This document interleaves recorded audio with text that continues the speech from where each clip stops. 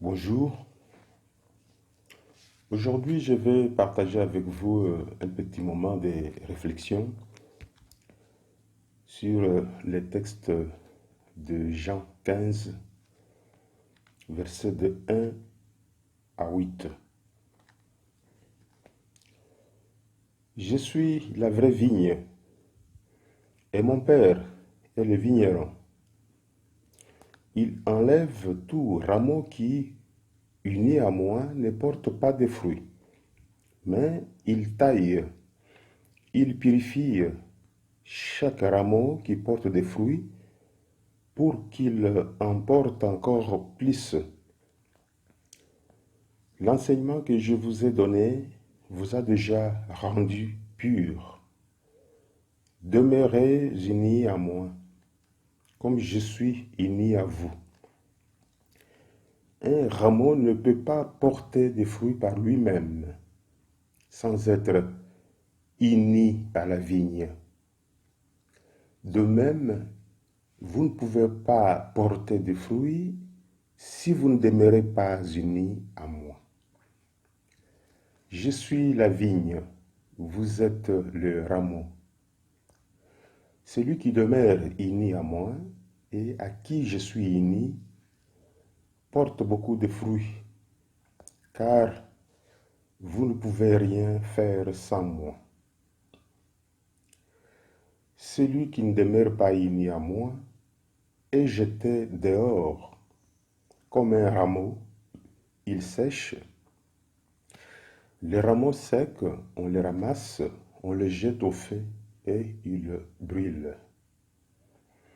Si vous demeurez unis à moi et que mes paroles demeurent en vous, demandez ce que vous voulez et vous les recevrez. Voici comment la gloire de mon Père se manifeste quand vous portez beaucoup de fruits et que vous vous montrez ainsi mes disciples. Que Dieu nous donne la grâce de l'écoute de sa parole.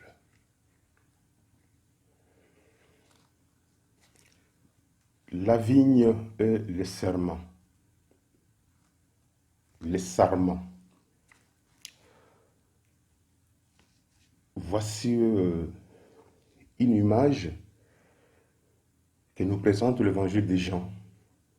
Une image dont on peut se passer si on veut comprendre en quoi consiste la vie chrétienne qui procède de la foi en Jésus-Christ et du baptême qui marque le début de notre cheminement dans la vie chrétienne. Pour une énième fois, dans l'évangile de Jean, Jésus utilise l'expression « je suis ». Une expression très récurrente dans cet évangile. Il dit « Je suis la vigne et vous êtes les sarments ».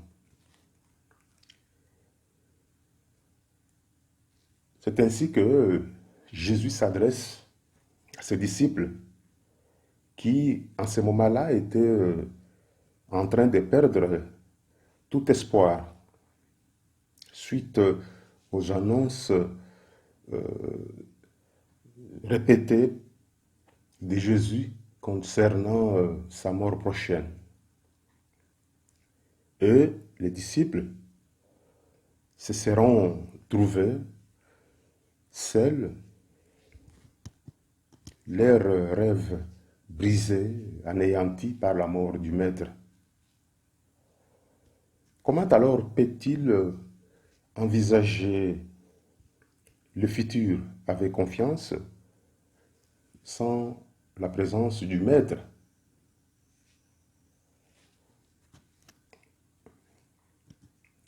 C'est à eux donc que Jésus adresse cette parole. Et face aux disciples qui, eux, pensent à la séparation, Jésus, quant à lui, parle de la relation. Il donne l'image de la vigne pour signifier sa relation avec les siens.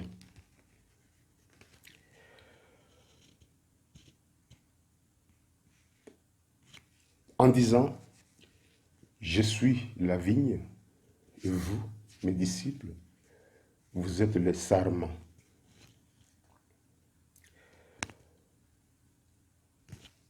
Entre les cèpes et les rameaux, il y a osmose.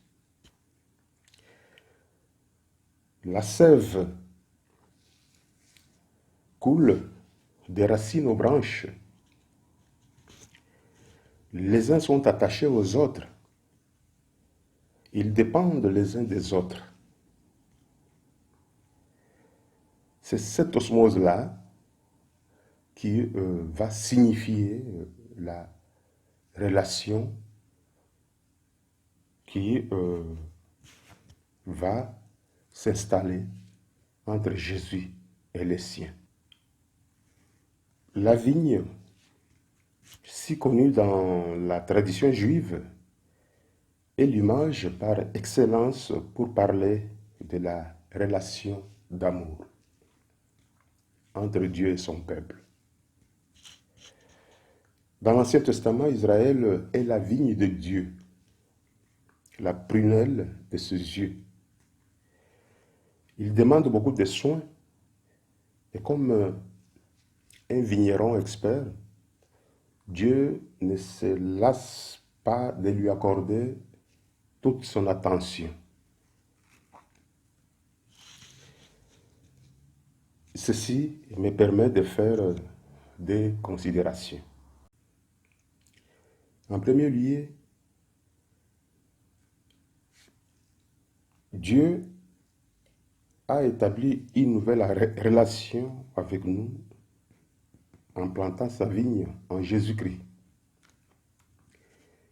qui engendre des disciples à la fois par sa parole.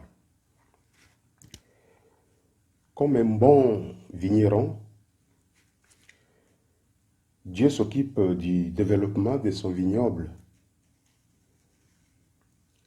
La question donc n'est pas celle du vigneron qui prend soin de sa vigne, mais celle du sarment.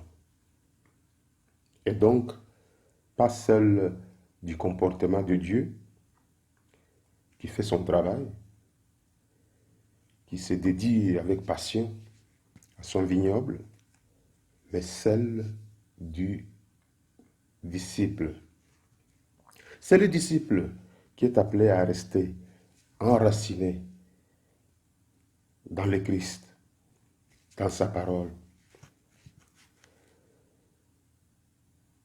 Cette parole qui est toujours une parole à réécouter et à mettre en pratique.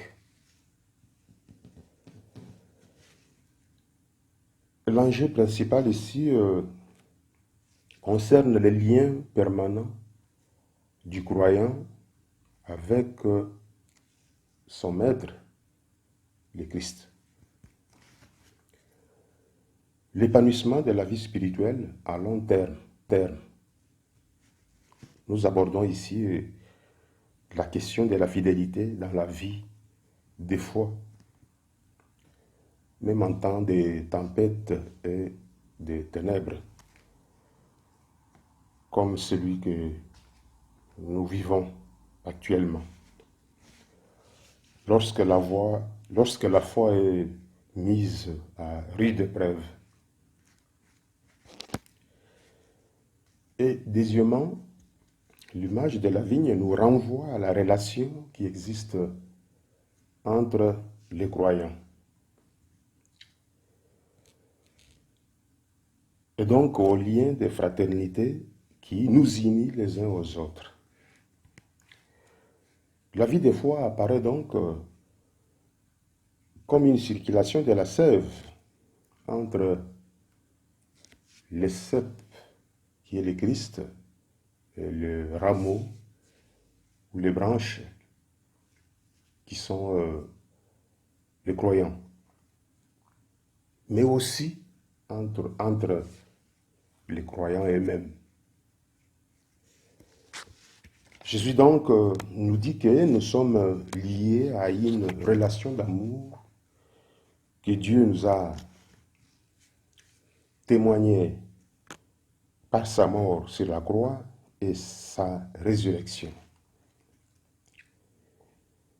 Et que cette relation à Dieu implique aussi une relation à autrui.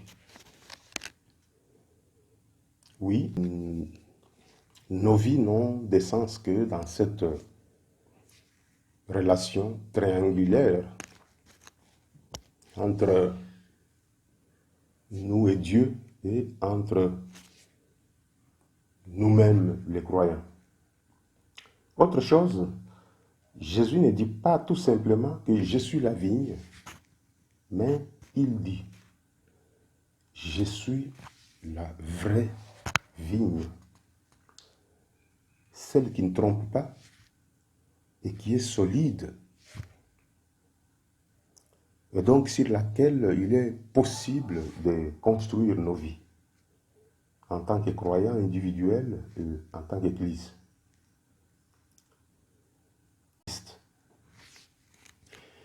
Si nous n'acceptons pas cette réalité, nous risquons de ne pas être des disciples, mais d'être autre chose, de perdre notre raison d'être.